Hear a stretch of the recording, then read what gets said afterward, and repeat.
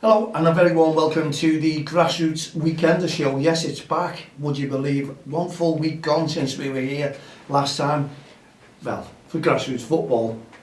And I hope last night you enjoyed the Young Commentators Show with Dan, Connor and Ben.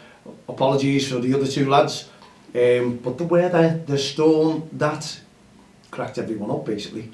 It was unreal. But I was fortunate enough not to see it all because we were stuck here in the office most of the day and night. And then when I went home, it seemed to have gone a little bit milder. So, what more could you say? Except, what a weekend of football. One massive thanks to the lads again for last night's show. I thought they were unbelievable. They still brought me into it. I'm trying to sit out and leave it to them. But you can see they need a bit of encouragement. At the moment, they're not perfectly ready to host their own shows, but they're getting there. And they're getting some good feedback as well. And the TikTok, those shows that they're doing themselves, actually they're doing the videos here and then they're carrying some on. And I think one of them has over 2,000 views. And I hope it's the one that I'm in. They made a video about myself and Wayne. And do you know what? I won hands down. I'm over the moon. I got a green card off the lads as well. Wayne, 39 red cards you've had off those young commentators. To pull your finger out, mate, and unfortunately, I'm way ahead of the game. Anyway, we were out and about today at the North Liverpool JFL. And I think my feet are still cold from that day. It was unreal. Now, can I just pass a message on to each and every one of you who braved the cold weather today? It was unreal. And it got colder as the day went on. Now the games, after yesterday's storm, and I hope everyone can be as safe as they possibly can. I know there was quite a few incidents that I don't even go into that happened yesterday.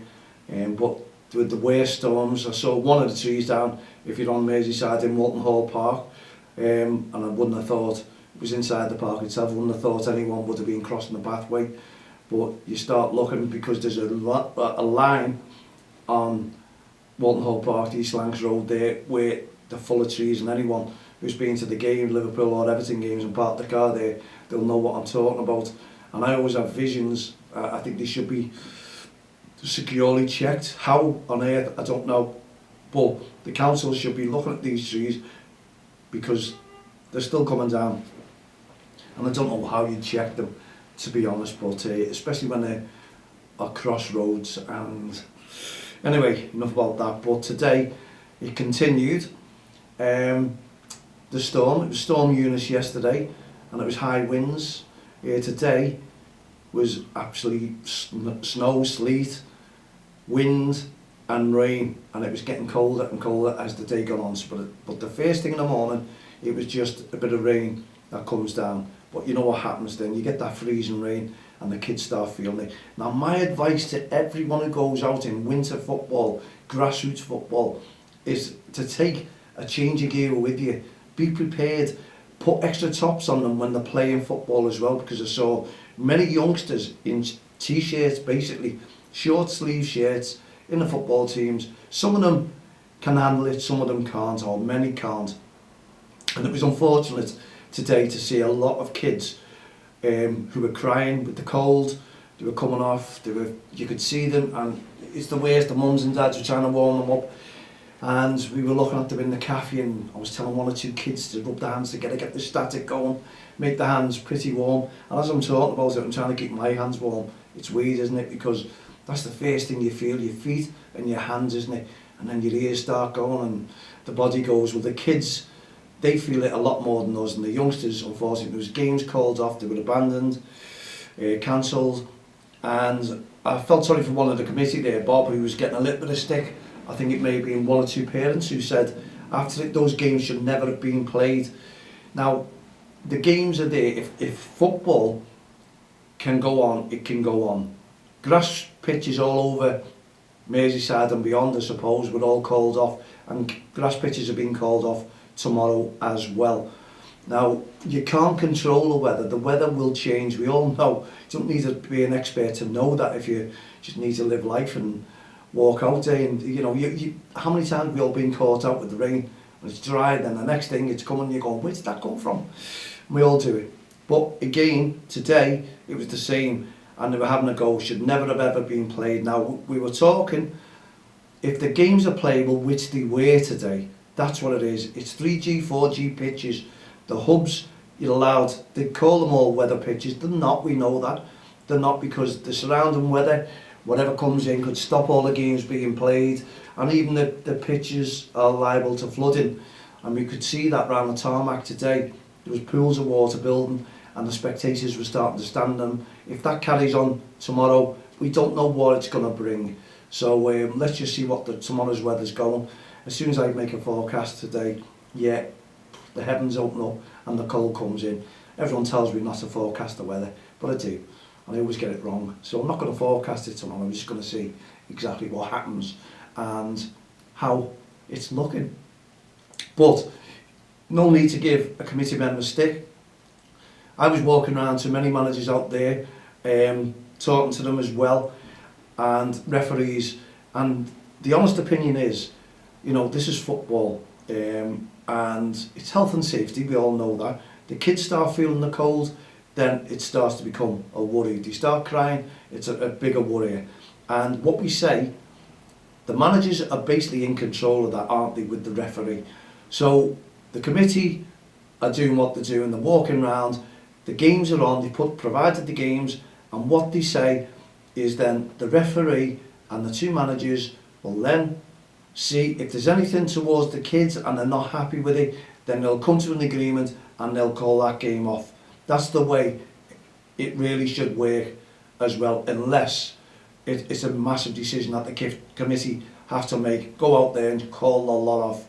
You know, if there was a thunderstorm, lightning strike, they would just call the whole. They have got the power to do it.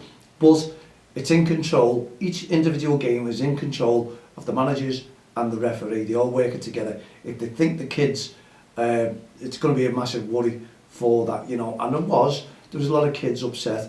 And unfortunately, it's winter football. It is grassroots football, and we don't like to see kids crying whatsoever. I just like to see them getting warmed and you're taught away. And it took them about 20 minutes to warm up. Mums and dads had changed their clothes as well. Some of them in there warming the kids up, nipping into the toilets, putting their hands up on the dryer. You can see that, and that does get you really warm, you know what I mean? Put your hands on the heater. It's lovely, we all do it. And it gives them an excuse to go and get a wash as well, doesn't it? But cold water. Anyway, it was working, and that is the main thing about it. The kids all went home, or the majority went home then a little bit warmer when they got into the cars. A lot of managers were understanding. They knew exactly the consequences of that. Plenty of games got played. You can't say the game should have been called off. If the pitches are playable, that's what football is all about. It's entirely up to, once the games go on, if the conditions worsen, then obviously then decisions can be made by the committee or by the referee, and which was, and the managers themselves as well. And what I'd like to also thank everyone who was involved in that today. And honestly, and I've done a little video to give you an idea of the weather and the conditions as well. It was freezing, but I could have stopped there anytime, go into the cafe and have a cup of tea. Everything was so sound. The brollies were up, people were underneath, huddling them up, watching the football. So the games were okay. And there wasn't that many spectators there today. I think a lot had decided to shy away, knowing that it was going to rain and be cold anyway. But we all know it is grassroots football, dear me, and it gets Baltic. And today was Baltic. And the kids will never forget that. They'll hate that weather. And that's unfortunate. The youngsters played in it, and that's the way it went. But we all have our decisions to make, and I think the league did nothing wrong, absolutely nothing wrong. They're concerned, and that was the message. And most of the managers, I was going out and telling as many as I could today, that's the decision to help the league out. It had to be, because you've got to look at the kids' welfare, and you've got to make sure that the kids are kept warm. So it's no good having a go at the committee. The games went on, the games were allowed to play, they were playable, the pitches, there was nothing wrong with the football pitches whatsoever, even the surrounding areas, bits of puddles, the rain was coming down, the wind was changing, and the weather was getting colder. Now we've got to take our hats off as well there to our referees. They stayed where we can all go away, have a cup of tea, have a coffee, go and get warm in between games. Those referees are continuing to referee on the games. And you know what? Everyone I talked to were frozen solid. You could see them, but they didn't give up. They went back out there for the next game, and you could see the difference. All the kids coming in all nice and smiley, and when they're coming back out, they were absolutely freezing. You could see it. It was just one of those days. So I think everyone should join me in a round of applause, to be honest, with the referees that we've had today. And wherever you are, if you've had lucky enough to, or fortunate to have games played as well, you know, think of the referees. We talk about respect, we talk about the verbal abuse, the aggressive behaviour on the touchlines and on the field of play. Well, come on, let's give, you know, it wasn't about the referees today. It was about the weather, it was about everyone turning up, and it was about them really staying with those games. When I say it wasn't about the referees, I'm talking about the verbal abuse and aggressive behaviour. They weren't getting that. They were just getting admired, to be honest. So thanks very much for every referee who got themselves out of bed today and decided to go and do these games in the hub and didn't give up. They carried on. So big round of applause to you. There was no shying away from them. Top referees, even Sophie, brilliant, absolutely saturated, but she did a fantastic job. So well done to Sophie there. I think 3 games on the run, and a cup of hot chocolate didn't go amiss, did it? Just to warm them up a little bit, and that's the way it was. Warm the referees up, and they were going out there, and one had 4 games, and he was soaking wet, and we were going, go and get it warm. He said, I'll be all right, it's just my feet. Everything's colder, everything's warm. And he was great. He got up and he done the last game, but he even beat me as well, because I didn't stay, because I had loads and loads of work to do. But as I say, I can go and leave anytime. I'm just a volunteer that gets stuck in to grassroots football to support our referees and the kids on the football pitch. And you know what, I was talking away to a lot of parents and managers, and it was a friendly atmosphere, I must admit. There was nothing untoward, and even the parents who go and watch their referees or the kids who are playing today, everyone, commend you, honestly. Take your hat off, and we'll hopefully see you next week on the Saturday League in a little bit warmer weather, but we don't know what the weather's going to bring, do we? I'm saying nothing. I'm sure a lot of you out there will start sending me the weather forecasts in. But well done to everyone at the North Liverpool JFL and any hub that had games today. I know what you were all going through, and I hope it was the same for yourselves. And you got on with games, and you've got to turn a blind eye to games getting abandoned, haven't you? Because that's when the league go, okay, we agree with your decision. It's the kids, the welfare of the kids, and the welfare of the referees as well. And don't forget, those referees, a lot of them are at school there today as well. They carried on, continued. It was brilliant to see them. Fantastic overall. So it was a really, really good day. Well done to the committee. Well done to everyone who turned up. And another massive mention to all the staff at Jeffrey Humble. I wish I was there, boss. You know what? I'd be giving them a massive bonus. They're all getting stuck in, working hard, because the cafe was rather chocker today. So well done to all the staff at Jeffrey Humble as well. Now I'm having a sip of my tea, because I didn't shut up there for a bit today. And just give a mention to Rob Lindsay there, who's non-stop, and Paul Mims as well. They're non-stop commenting on everything that we do with Don't Cross the Line, the Ref Spec campaign. They're there. Kevin Moore, big massive mention to Kevin, by the way, referee today, who comes down. We met for the first time last week at Jeffrey Humble. The second time, he's there doing 3 games. Well done, Kev. Lovely to see you. And he had to stay on an extra 2 hours because he has a county cup game. So give us a mention there, Kev, or I'll give you a mention, and let me know how that game went as well. And I hope you did get warmed up. Power to the referees, that's what it's all about. Well done, Kev. Another massive supporter for Don't Cross the Line and the Ref Spec campaign. And it was great. It was nice to see, as I say, there was nothing to report back. Great football as well. The kids were really getting stuck in. And do you know what? When I was a kid as well, I really got stuck in. If that was grass pitches today, those kids would have loved it. They'd have been diving in the mud. Honestly, that is the way it was with us. And the kits are too clean now, aren't they? The kits are really too clean. Sorry, mums and dads, but they are. They're all come brand spanking new now, and they're probably easier to sell on, aren't they? Because there's no dirty stains on these things now. It used to be all the grass marks, all the mud stains. Look at it. And you always used to get stick if your kit wasn't muddy enough off the manager. Do you remember it? Where have you been? You've been in that game. Why isn't your kit dirty? Everyone knew when you've been in a game, you had to throw those tackles in. Do you remember? Fantastic. Anyway, unfortunately, all the games are off on grass pitches tomorrow. Now, if it was going to be the same, I think the same would happen with the committees tomorrow at the Walton, Caredale or any hubs that you're about. Please take notice. If it's going to be cold, check the weather. Extra kits, extra gear for the kids and get them warm. Bring a towel with them. That's what it is. Wrap them round, get them warm. That's what it's all about. It's so important to keep the kids warm and keep them moving on the pitch as well. The goalkeepers are the main ones. People tend to forget if a team's attacking, that goal isn't that goal. No one's looking at that goalkeeper. No one at all. They're all watching the ball. That goalkeeper. Hypothermia, that's what we don't want, and that can happen. So you need to keep them warm, keep them on the toes, keep them moving, chop and change the keepers if need be, give them a run outfield players as well. There's a lot of good managers out there who'll be right onto that one as well. Keep them on the toes and take them off if you think that they just can't handle the cold as well, the shivering. It's only good advice, it's only simple advice, and it's only facts. That's all it is with grassroots football. We have to expect this cold weather football and the damage that it can do to all of us when we're playing in there. Only football kits, shirts, shorts, socks. That's what it's about. Anyway, we've got 5 minutes left of the show, so just a quick one to recap on the Don't Cross the Line CIC, Community Interest Company, not-for-profit organisation. That's what we are. Now, I get some messages, honestly, some messages when I'm putting stuff out like the wristbands, the t-shirts, even our song, that people write in or send me a message and say, could you tell us a bit more about your work?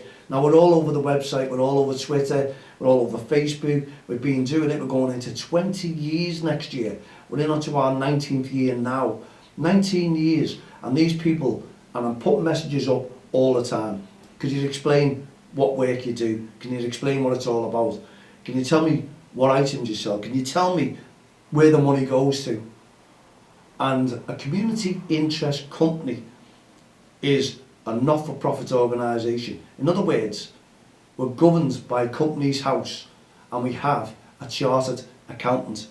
So any profits made, which is very few and far between, people know the work that we put in, goes back into grassroots, goes back into the likes of these studios, into the likes of the camera that you're looking at, into the likes of the microphones, SoundCloud, all the software. It really mounts up, and the rentage of the room, that comes out of my pocket, would you believe?